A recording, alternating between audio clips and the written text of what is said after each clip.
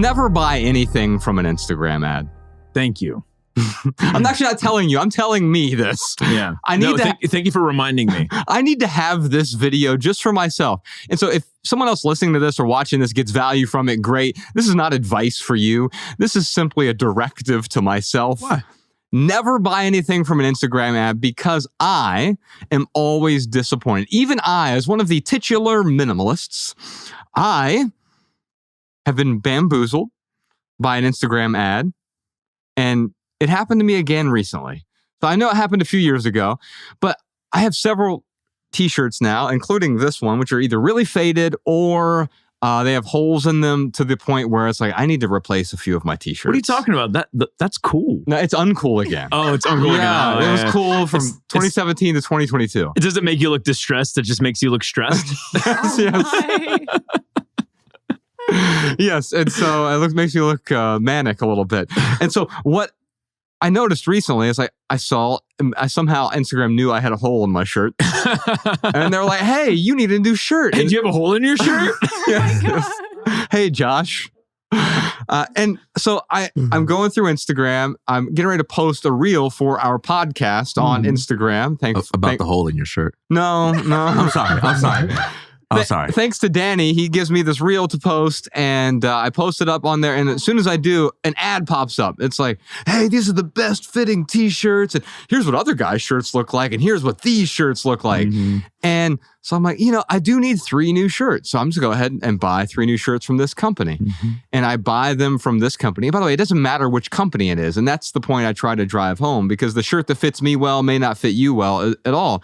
But I get the shirts, and they just are mediocre. The quality is mediocre. The fit is mediocre. They're fine, right? But they're just as fine as if I would have bought a few. I usually buy my shirts from eBay. Why didn't I just go do that again? Because I essentially get them for sale anyway. And quite often they're either new or like new or close to new. They're in really great condition. And I'm not paying the retail store tax, so to speak, because your clothes lose 90% of their value as soon as you walk out of the store, as soon as you open the box in your home. As soon as you try it on or wear it for a day, all of a sudden it's lost most of its value. So I go to eBay and I'll buy shirts whenever I need them. But even I fell victim to the tug of advertisements. Yeah. It seemed convenient, and Instagram makes it so easy now. And here's what happens. Here's why we do the sucky ad segment on the podcast, which is coming up next, and we're going to torment TK with this one. I mean, we're talking about a sucky ad this week where finally TK is not going to be able to play the devil's advocate or angel's advocate or any advocate for this ad at all. Yeah. I finally found the bulletproof, impenetrable ad that just sucks. There's only one that's ever been made, and here it is. You know what's funny about the Instagram ads is I get caught on the they must know my ADD, because like it's all the fidgety things. Like there's this really cool keychain. Like these 2 magnets are on it, but you can do all these cool things with these 2 magnets. I'm like, what? I would love to waste my time doing that. Oh my gosh. What a metaphor. I would, and that's the thing. I would love to waste my time with this. But because I do understand that tug of advertisements, I'm like, no, you do not want to waste your time like that. Anyway. Now we have a counterpoint from Professor Sean. Yeah. He said one of the things he purchased something from Instagram ad, and he's glad he did. I feel a little ashamed, though, that I purchased it because of an Instagram ad. I saw the ad over and over and over and over, and it eventually wore me down. So it still wasn't the most deliberate purchase. But this tablet that I use right here to keep our show notes on, it's a remarkable 2 e-ink tablet. Use the code, et cetera, et cetera. Oh, that's even better. But I'm very happy with the purchase. I've been using it for like 3 years. It's one of the most useful tools I own. That doesn't mean that I feel good about buying it because of an ad. Because of an ad. Yeah. It's funny you say that, because had I bought those shirts and they worked out really, really well for me, I would still feel like, I wish I would have found these a different way, because I don't like supporting the advertisement industrial complex. Let me explain what I mean by that real quick. Because that's why Sean jokes, by the way, use this fake promo code, because we don't do any ads on the podcast. And the reason we don't is we don't want to participate in that system. I think there's a better way. Unfortunately, we've set up the internet that most things that are created, we're forced to watch advertisements on them in order to consume them for quote, free, right? And that's why I love the conversation about Bitcoin that we were having a bit earlier, because the technology behind Bitcoin, I think, will dismantle the advertising industrial complex, because it will enable quick, efficient, seamless, almost frictionless micropayments to people whom you appreciate their work. Because right now, the barrier of entry is so high. If you want to support our private podcast, you have to have a Patreon account or sign up for a Patreon account. You have to input your credit card information, all of these things that are non-native to your everyday life. Yeah, that's absolutely right. Like the way our monetary system works is such that you need a third party to mediate disputes. You also need a third party to secure the form of currency. You need a third party to help prevent double spending and other kinds of problems like that.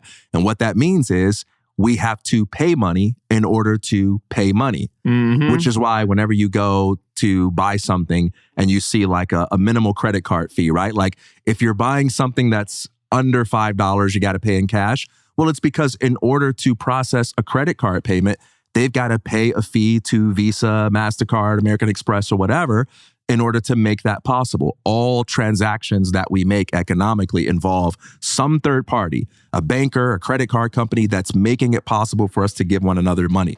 Apart from like cash, I can't give you a dime without going through another system. I've got to get your bank account number, and we've got to go through Bank of America or Chase or something like that. And the possibility of Bitcoin is that we would be able to exchange resources in a peer-to-peer manner without relying on that third party. And that means we don't have to pay money in quite the same way we do now. And what that means is now we can actually do transactions at a fraction of a fraction of a fraction of a fraction of a penny. We don't know what the world looks like when I'm able to pay you something that is a tenth of a cent. Now, you might say, well, who's going to charge a tenth of a cent? Well, when you don't even have the possibility, when you don't even have the option of charging that much for a service, your creativity doesn't flow in that direction. But now what happens to online tipping, online content consumption? What happens to financing projects? You now have an alternative that comes into place with the possibility of micropayments that can challenge the advertising industry, that can challenge the traditional subscription model for paying for things, because we simply don't have that available. And the underlying technology of Bitcoin allows us to secure a monetary system in a way that doesn't require this third-party involvement as we know it.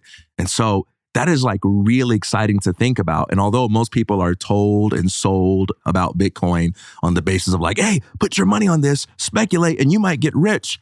It's like, no, like that's the stuff that's exciting for someone who wants to sell you something. But what's really exciting is, man, this could completely revolutionize the way we do exchange. I think if we were to get rid of advertisements and we see fewer advertisements on our Instagram feed or whatever, then this is one avenue that we may want to take, because it gives us back the power of being the consumer, not the consumerist, but the consumer. We all consume some things. And if I can reward people for the things that I want, it connects me directly to the people from whom I'm getting value, and then I give them value back with less friction. Oh, that's a beautiful world. Did you enjoy this standalone Patreon highlight? If so, you can listen to full episodes of the Minimalists private podcast available exclusively on Patreon. Visit patreon.com/theminimalists or click the link in the description. Your support keeps our podcast and YouTube channel 100% advertisement free.